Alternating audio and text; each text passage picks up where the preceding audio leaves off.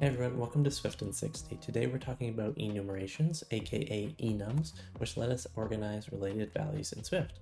Let's start by creating a simple enum. Enums are perfect for grouping related values like modes of transportations. Here, transportation groups different modes, making the code more readable and organized. We can use enums with a switch statement to handle each case individually. Let's check a user's chosen mode of transport. Here we've chosen the bike. If we were to change this to be a car, you'll notice that it will update and say car. The switch statement here matches each case in transportation, so we can handle each mode differently. Enums can also hold extra information using associated values.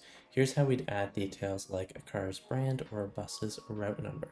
Now transportation.car has an associated brand. When switching, we can even access that value. And that's it. Enums help us organize related values with options for extra details using associated values. Thanks for watching Swift in 60. Dream big and code bigger.